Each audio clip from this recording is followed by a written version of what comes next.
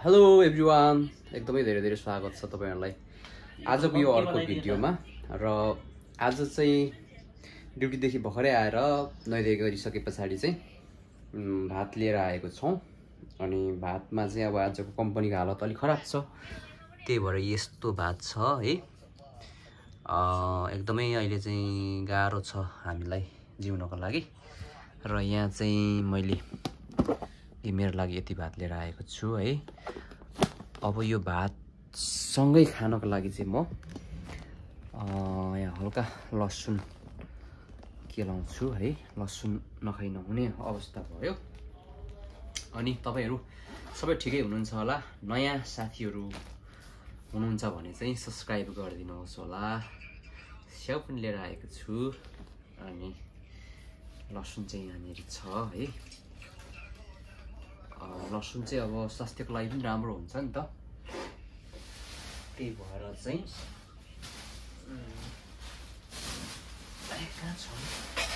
खाने प्लान गरेको हो है। अनि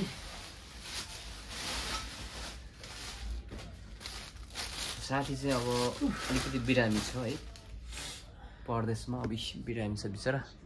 यहाँनिर अब मौसम अहिले चेन्ज भइरहेको छ, त्यही भएर सबैजना अब बिरामी हुन्छ नि त यो मौसममा।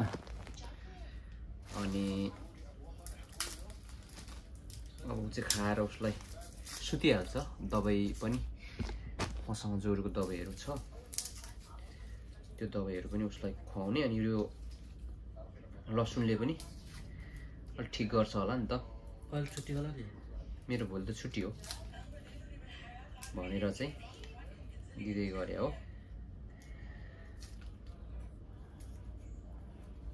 अनि भनेपछि तिमीलाई चाहिँ त्यही एसीको चिसोले हानो क्या होइन? मौसम पनि परिवर्तन हुन लाग्यो हो, तर एसीको चिसोले हानेको तिमीलाई।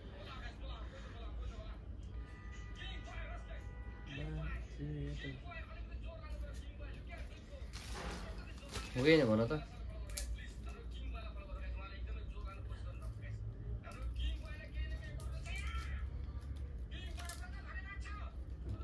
यो त मलेसियादेखि हान्दै रहेछ हो। मलेसियादेखि? यो अमेरिकाको हो कि मलेसियाको हो? हेर फ्ल्याट मलेसियाकै होला। मलेसियाकै हो। मलेसिया हो त। अब के गर्नु, बिचराहरू टिकटक लाइभमा बसेर अब दुःख सुख गुजारा गरिरहेछ। अब विदेशी अरबी कति हजार हाल्दै त्यसले? 20,000 हाल्दै एकैचोटि। अरबमा बस्नेहरूले त अब दिने हो गिफ्टहरू भनेको। ल यी दुईवटा केलाएको छु। कति रुपियाँ हाल्दो रहेछ हो यसलाई? कुन किन्दा खासै अब त्यस्तो महँगो त पर्दैन होला। एक केजी हाल्यो भने कति दिन्छ होला? त्यो त अब हामीले हालेको छैन, अब थाहा। म यो लसुन धोएर आउँछु है त गाइस, लिएर जानु। ल अहिले चाहिँ यहाँनिर लसुन पनि साथी र मैले मेरो लागि दुई पोटी लिएर आएको छु। ल तिमीलाई 2 पोटी भयो। अब मलाई यहाँनिर 2 पोटी। भात लिएर आएको त के हो? मलाई बाटो धेरै लिएर म थोरै नै त खान्छु नि भात हिजो आज। बेलुका म धेरै खान्न क्या। बेलुका म भात धेरै खान्न नि त अहिले। नाटक होइन हौ, हिजो पनि मैले थोरै नै खाएको होइन। तिमी अलिक बिरामी छौ नि त, त्यही भएर। अनि यहाँ चाहिँ यसरी अब सब्जीहरू लिएर आएको छु। पकाउनुहोस् है त। बिरामी मान्छे भए पछाडि अलि धेरै खाएर सुत्नुपर्छ क्या। कुरो चाहिँ बुझ न अलिकति मिलाएर है। कुरा चाहिँ मिलाएर बुझ न अलिकति। यो चटनी खोलेर हाल। चटनी हो यो चाहिँ, मद्रासी चटनी।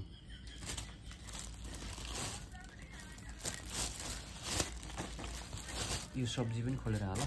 यो चाहिँ भोलि बिहान खानको लागि अलग्गै राखेको सब्जी छ यहाँनिर।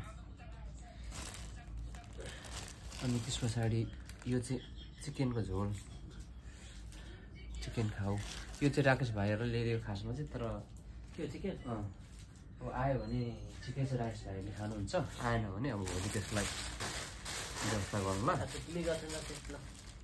ड्युटी नै गर्थेन ड्युटी गएको छैन अनि आज छुट्टी हो नि त राकेश भाइको यार कसै छुट्टी हुन्छ आज शुक्रबार शनिबार त छुट्टी हो शुक्रबार हो बिहान आउँछ नि त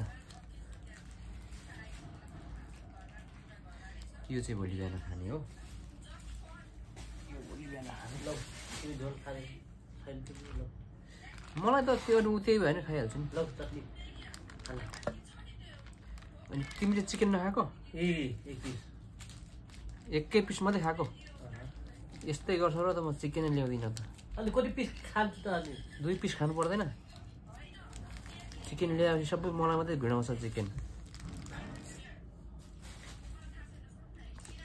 ल साथीहरू अब ऊ चाहिँ बिरामी छ र उसले भात खाएर सुत्छ छिटो छिटो यस्तो पुरिसक्यो यति पुरिसक्यो आजको खानेकुरा चाहिँ अचम्मगरी खाइयो यसरी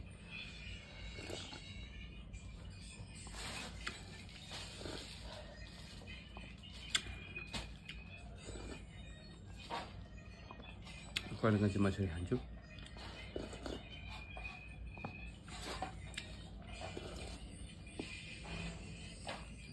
सब लाएर मोलेर यता साथीले त खाइसकिसक्यो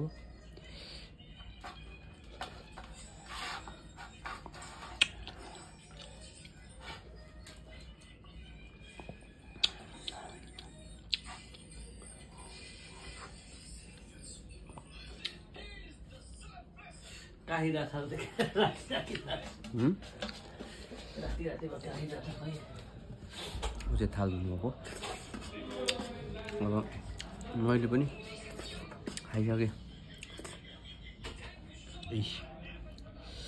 सलक्कै खाइयो साह्रै मजा आयो क्या आज चाहिँ खानको लागि मजा कस्तो मजा अब जस्तै लेबन अनि चिकन अनि त्यस पछाडि लसुनको 2 पोटी थियो अनि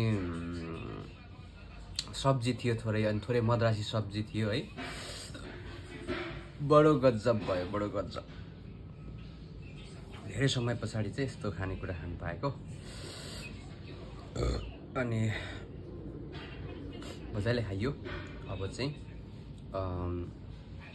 यो खाएको भाँडा धोएर आउँछु अनि त्यस पछाडि साथीलाई दबाईहरू औषधिहरू गरेर चाहिँ अनि आराम गर्नुपर्छ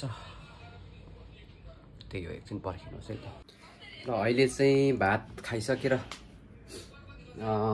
भाँडा धोएर पनि आइसकेको अनि साथीलाई चाहिँ लुगा म छोड्न जान्छु भनेर भनेको थिएँ जबरजस्ती उही गयो बिरामी छ नि त अनि त्यही भएर मै जान्छु भनेको थिएँ अब गयो साथी अब गएर आउँछ म चाहिँ अब ऊ आइजेलसम्ममा के गर्नु पर्यो भने कसो गरौँ त यो एउटा लुगा पनि अलिकति भिजाइरहेको छु अब भोलि छुट्टी छ नि त त्यही भएर त्यो लुगामा सरफ पनि हाल्नु पर्यो है अलिकति अनि यो ज्याकेट पनि धुनु पर्यो है यो ज्याकेट नधोएको थुप्रै भयो क्या यो ज्याकेट नधोएको यो ज्याकेट पनि धुनु पर्यो यसभित्र के सामानहरू छ म पहिला सामानहरू देख्छु थुप्रो भयो यो ज्याकेटलाई मैले नधोएको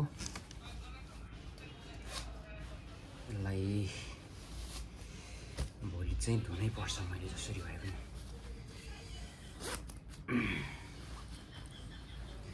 म चाहिँ जाडो गएर मात्रै धुम्ला भन्ने सोचेको धुनुपर्छ निकै भयो नि त नधोएको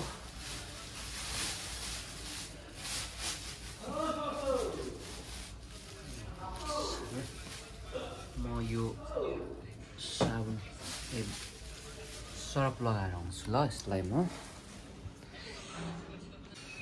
ल अहिले चाहिँ अब साथी चाहिँ बिरामी भएर दबाई खाएर सुतेको छ मैले चाहिँ लुगा सरफ लगाएर आएँ अनि अब ऊ चाहिँ आराम गर्छ अनि अब ठिक भएन नि भोलि उसलाई फेरि हस्पिटल लानुपर्ने हुन्छ कसरी हुन्छ होइन साथीभाइ हो त्यही भएर अब अहिले चाहिँ म यो सामानहरू मिलाउँछु यहाँनिर सबै बर्बाद छ है अनि अब साथी चाहिँ सुतिरहेको छ त्यही हो अब अर्को भिडियोमा भेट्नुपर्छ मलाई पनि एकदम टेन्सन भएको छ किनभने साथी हो नि त है ज्वरो आउनु मलाई चाहिँ एकदम नम्ठो लाग्छ ज्वरो आए पछाडि। त्यही हो, अर्को भिडियोमा भेट्नुपर्छ अब हामी है।